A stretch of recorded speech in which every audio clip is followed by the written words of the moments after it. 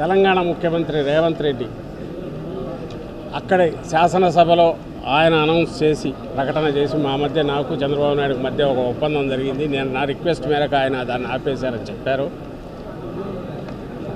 అప్పుడు బయటకు వచ్చి ఆ విషయం తెలిసి అందరం షాక్ గురై, ఏంటి మరీ ఇంత అన్యాయం, పూర్తి కాబోతున్న ప్రాజెక్టును ఎట్లా ఆపుతావు నువ్వు?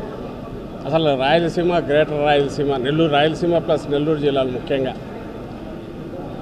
వాటికి అసలు మళ్ళీ దాని ఎడారి అయిపోయే పరిస్థితుల్లో మనకు నికర జలాల కేటాయింపు ఏదైతే 101 టీఎంసీ ఉందో దాన్ని వాడుకోవడానికి అవసరమైన గ్యారంటీ కోసమన్నా అది అవసరమైన నేపథ్యంలో అలాంటి దాన్ని ఇంత అన్యాయంగా, అది కూడా పూర్తిగా వచ్చింది. కొత్తదన్నా అయితే నాకు ఆలోచన రాలేదో, లేదా ఇప్పుడు నాకు టైం లేదో, లేదా ఇప్పుడు నేను అంత పెట్టలేను, లేదా దీనికి అప్రూవల్స్ అన్ని తీసుకొచ్చే పనిలోనూ ఏదో లాగొచ్చు. జగన్మోహన్ రెడ్డి గారు సుమారుగా 90% పూర్తి చేసిన దాన్ని నువ్వు దాన్ని కూడా బయటకు తెలియకుండా గుట్టుచప్పుడు కాకుండా పక్క స్టేట్ సీఎంతో ఒక ఒప్పందంలో మరి నువ్వు ఎందుకు ఏం తాకట్టు పెట్టావు, ఏం చేసావో తెలియదు, దాన్ని ఆపేశారని ఆయన చెప్తే కనీసం ఖండించలేదు, ఎలాంటి స్టేట్మెంట్ చేయలేదు. దాని మీద రియాక్ట్ అవుతున్నాం. మనకు అప్పటికే అన్ఫోల్డ్ అవుతున్న కొత్తవి ఆల్మట్టిది, అప్పటికే ఇంకో పక్క ఇది అవుతుంది. పోలవరంది మీకు తెలుసు, మన ఎంపీ ఇదే కడప ఎంపీ అవినాష్ రెడ్డి గారు పార్లమెంట్లో కూడా దాని గురించి ప్రసంగించారు.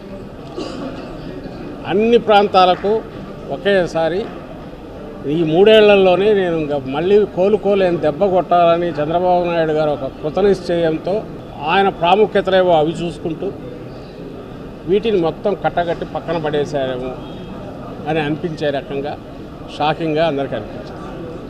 అందుకే ఆ రోజు జగన్మోహన్ రెడ్డి గారు ఇది తెలియగానే ఇంత ప్రాణాధారం, ఇంత ముఖ్యమైనది, ఇలాంటి దాన్ని ఎట్లా ఇది కాకపోవడం, ప్రజల్లో కూడా అవేర్నెస్ కావాలి, దీని గురించి పార్టీ పరంగా మిగిలిన వాళ్ళు కలుపుకొని కార్యాచరణ మొదలు పెట్టండి అన్న ఏదైతే ఆలోచన మొదలైందో, దాని తర్వాత ఇవి కూడా అంతే కీలకమైన ఇష్యూ.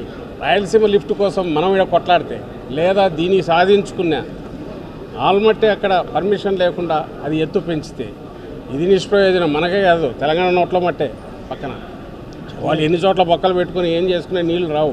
మనం లిఫ్ట్ పెట్టుకొని ఏం గాలి తప్ప ఏం రాదు దాంట్లో. దానికి దిక్కుమొక్కుండదు ఈయన చేసిన దాని ప్రకారం అయితే.